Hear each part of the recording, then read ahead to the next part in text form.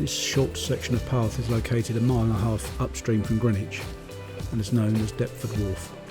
This area was home to many shipbuilders in the 17th and 18th century and was a thriving industrial area. Today it's mainly residential housing, but from the path you have an amazing view over Canary Wharf and the Isle of Dogs. This part of the Thames Path is easily accessible from either London or from Greenwich. To the south of the path you have Greenland Pier, and to the north you have the Nelson Dock Pier. Both of these are stops on the regular Thames Clipper river bus service. Although there's no commercial activities on the south bank anymore, you can still see the tugs and pleasure boats of today still applying their trade up and down the Thames. From this part of the Thames Path you get a great view of Canary Wharf, which is located within the West India Docks on the Isle of Dogs. From 1802 to 1939 the area was one of the busiest docks in the world. After the 1960s, however, port industry began to decline, leading to all the docks being closed by 1980. Soon after, Canary Wharf began to grow as a financial area after Credit Suisse bought a parcel of land which comprised of the old docks. It is now the United Kingdom's main financial centre, together along with the City of London. Contains many of Europe's tallest buildings, including the second tallest in the UK, which is number 1 Canada Square. As we continue our walk up the South Bank towards London, we come across Surrey Docks.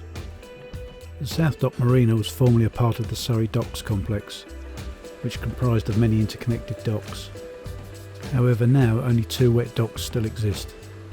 These being the South Dock, which is now used as a marina for modern pleasure craft and houseboats, and the second dock is the Greenland Dock. The Greenland Dock was once connected to the county of Surrey by the Grand Surrey Canal, which went from Greenland Dock to Camberwell. The canal was constructed mainly for the transport of timber from the UK. However, after the end of World War II and the advent of road transport, the canal fell slowly into disuse and is now mainly filled in and built over by residential housing. Over the last 30 odd years, many thousands of homes have been built in the area, and just to the west of this dock you've got a now thriving shopping centre known as Surrey Quays. Greenland Dock is the oldest of London's Riverside wet docks. It's located in Rotherhithe, in the area of the city now known as Docklands. It used to be a part of the Surrey commercial docks, most of which have now been filled in.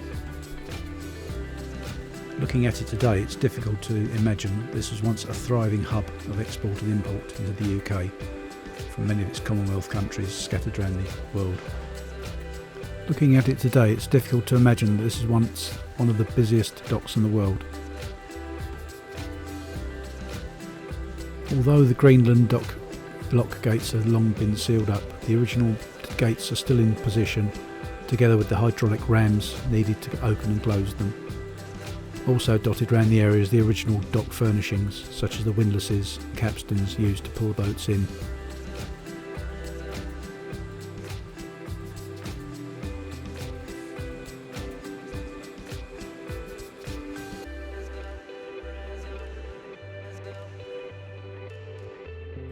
This is Greenland Dock Pier, where you can board the Thames Clipper service which takes you up to London or down to Greenwich.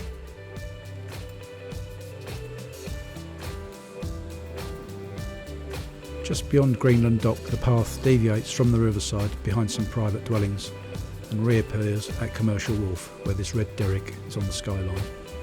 It's at the northern end of Odessa Street, where the Thames Path resumes its riverside route towards Tower Bridge.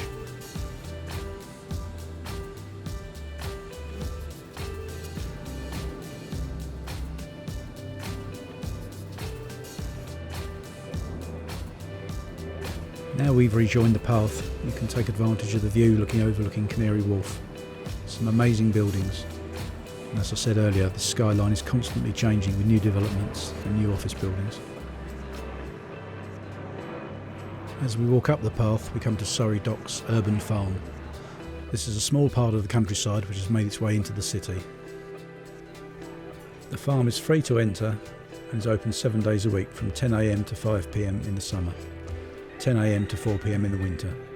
Although entry is free, we do appreciate a small donation.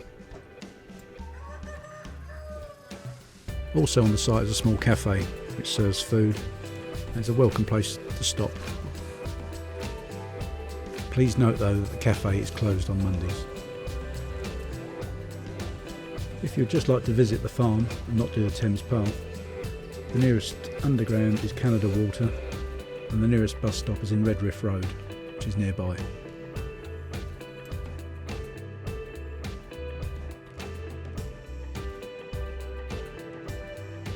After you've finished your visit to the city farm, you can carry on walking up the Thames Path as far as the Hilton Hotel. Unfortunately here the path comes to an abrupt stop as there's still old wharfs and old riverside buildings that go right up to the water's edge. So the path now has to continue behind those buildings. This is a view from the Hilton Pier, and again this is another stop for the river buses and clipper service. I hope you've enjoyed the video.